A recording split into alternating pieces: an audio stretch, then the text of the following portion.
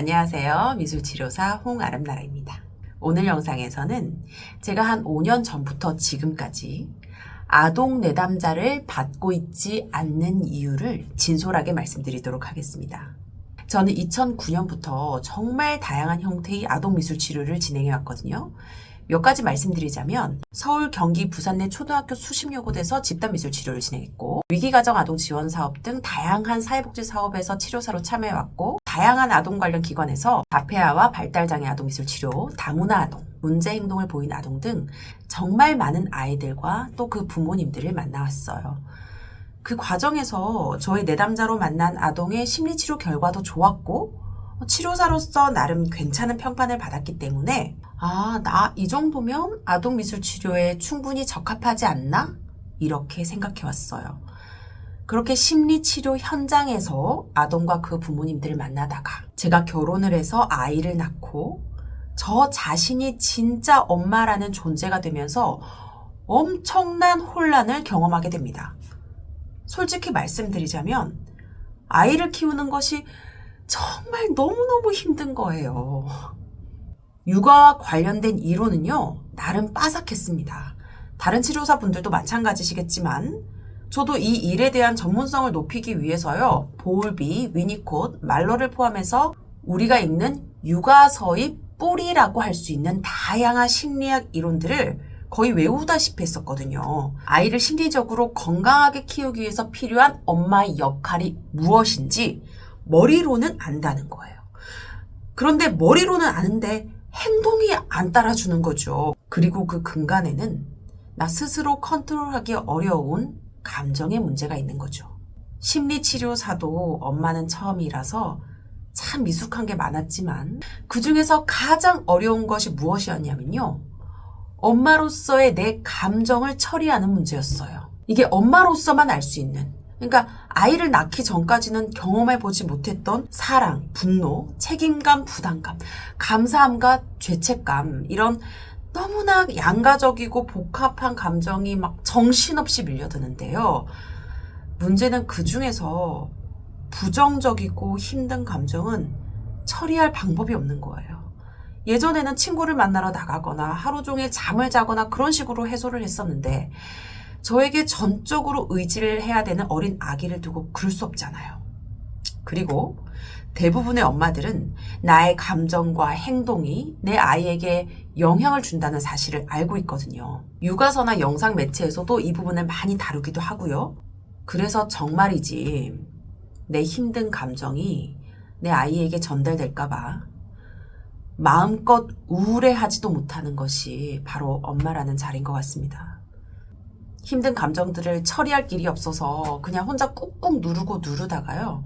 내 이슈를 건드리는 자극이 바늘처럼 하나가 탁 꽂힐 때 그동안 억눌렸던 감정이 와르르르 한꺼번에 표출될 때가 있어요. 그때 막 펑펑 울기도 하고요. 막 갑자기 큰 소리로 화를 내기도 하면서 표출이 되는데 문제는 그러고 나서 후련한 게 아니라 또 죄책감이 느껴지는 거죠. 아기한테 너무 미안해서요. 그러면서 나로 인해 이 아이가 건강하게 크지 못하면 어쩌지? 이런 걱정과 불안도 밀려오고요.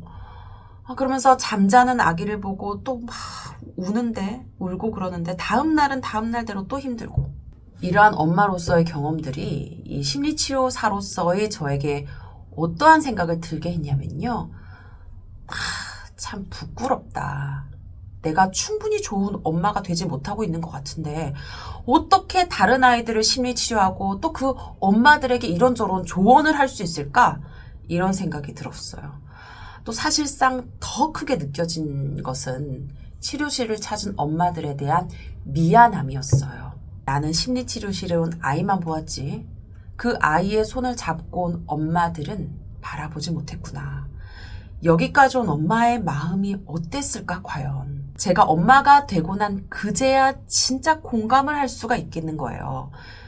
아이에 대한 걱정 때문에 잠도 잘 못 자고 치료실을 찾고 또 찾아보고 정보도 찾아보고 이곳에 오기까지 얼마나 고민되고 망설여졌을지. 그래도 문제를 직면하겠다는 용기와 아이에 대한 사랑과 애절함을 가지고 왔다는 것을요. 그 마음을요. 보통 1대1 아동심리 치료 세션이 아동치료 50분, 부모 상담 10분 이렇게 이루어지는데 부모 상담에 할애된 그 10분의 가치를 제가 충분히 알지 못하고 얕은 공감으로 부모님들 대했다는 생각에 뼈저리게 반성하게 됐어요. 그러면서 저는 다짐을 했습니다. 그래, 당분간 아동미술 치료는 중단해야 되겠다. 대신 나 스스로 위니콧이 이야기하는 충분히 좋은 엄마가 되도록 노력해야 되겠다. 그리고 아동미술 치료 대신 엄마들을 위한 미술치료 프로그램을 만들어 봐야겠다. 이렇게요. 그리고 제 아이가 태어난 다음 해부터 7살이 된 지금까지 실행해 왔습니다.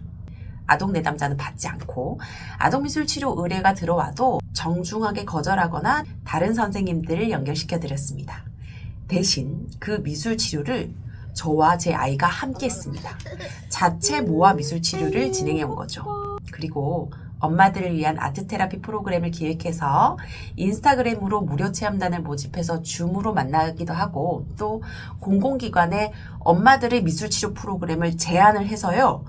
양육자들의 마음을 돌볼 수 있는 프로그램을 진행해 왔습니다. 올해는 진짜 오랜만에 미성년을 대상으로 미술치료를 했는데요. 아동은 아니고 평균 17살로 구성된 청소년 집단이었어요. 피드백이 좋아서 올해 추가로 진행될 예정인데요. 주관기관에다가 진짜 중요한 건 부모들의 미술치료 세션이 함께 포함되는 것이다. 이렇게 적극적으로 제안을 해서 그 방향으로 진행될 것 같습니다. 제가 이런 노력을 하는 이유가 무엇이냐면요. 엄마들의 마음 건강 관리가 얼마나 중요한 부분인지 몸소 체험하면서 깨달았기 때문입니다. 그래서 제가 좀 도울 수 있는 부분이 무엇일까 생각하다가 제가 미술치료사기도 하니까 마음 돌봄의 수단으로서 미술치료를 통해서 양육자들의 억압된 감정을 표현하게 하고 마음도 통찰하게 하는 심리치유를 경험해드리고 싶었어요. 동지애를 가지고요. 내 사랑하는 아이를 건강하게 키우기 위해서 진짜 필요한 것은요. 육아서를 따라하는 것도 아니고 심리 발달 지식을 쌓는 것도 아니고 바로 그 자신이 심리적으로 건강한 엄마가 되는 것입니다. 건강한 나 자신이 되는 것, 이게 근본적인 부분이라는 거예요. 보세요. 새싹과 같은 아이에게 있어서 엄마는 땅과 같은 존재예요. 싹이 잘 자라기 위해서는요. 땅에 보이는 부분이 고르게 다듬어져 있는 것도 중요하지만 근본적으로는 토질이 좋아야 되는 거죠. 마찬가지로 내 아이를 건강하게 잘 자라나게 하려면 육아서를 읽고 강의를 듣고 그 지식을 주입해서 그에 걸맞는 행동을 하는 것도 물론 필요하겠지만 그보다 더 중요한 것, 핵심적인 부분은 나 자신의 보이지 않는 내면의 건강을 챙겨야 한다는 거예요. 그런데 우리가 몸을 건강하게 하기 위해서는 운동을 하기도 하고 식단을 조절해 가는 과정이 필요하잖아요. 마찬가지로 내 마음을 건강하게 하기 위해선 나의 내면을 성찰하면서 나의 해결되지 않는 심리적인 문제가 무엇인지 억압된 감정과 욕구가 무엇인지를 인식하는 과정이 필요한 거예요. 그러한 자기 이해를 바탕으로 진실된 통찰을 하는 경험이 결국에 내 마음과 행동의 변화를 이끌 수 있는 기반이 되거든요. 이 영상을 보고 계시는 분들 중에 혹시 나는 좋은 엄마가 되지 못하는 것 같다는 죄책감을 느끼시는 분들, 엄마가 되고 나서 겪는 혼란스러운 감정들 때문에 힘드신 분들이 계신다면 이런 생각을 하셨으면 좋겠습니다. 죄책감은 나 자신을 비하하며 벌을 주기도 하지만 다른 한편으로 죄책감은 진실한 반성을 통해서 나를 새롭게 거듭나게 하는 힘으로 작용할 수 있다는 것을요. 휘몰아치는 감정들에 내가 막 흔들릴 수 있지만 그럼에도 불구하고 나를 다시 일으키고 바로 세우려는 그 작은 노력들이 결국에는 나의 심리적인 코어를 더욱 단단하게 만들 수 있다는 것을 잊지 않으셨으면 좋겠습니다. 그런 면에서 엄마로서 경험하는 힘든 순간들은 나를 성장하게 하는 의미가 있는 거예요. 저도 육아가 너무너무 힘들었지만 아이를 통해서 내가 진짜 심리적인 어른이 되어간다는 생각이 들어요. 그러기 위해 짧은 시간이라도 잠시 고유한 나의 존재를 느끼고 또 인식하고 내 마음을 살피는 시간을 가지셨으면 좋겠습니다. 나라는 사람이 건강하고 행복해지면요. 그러한 엄마라는 환경 속에서 아이는 자연스럽게 튼튼하게 뿌리 내리고 건강하게 성장할 수 있을 것입니다. 오늘은 미술치료사로서 그리고 한 아이의 엄마로서 저의 체험과 또 깨달은 바에 대해서 이야기해 보았습니다. 더 많은 분들의 마음과 소통할 수 있는 미술치료 이야기들을 계속 공유해 나가도록 하겠습니다. 감사합니다.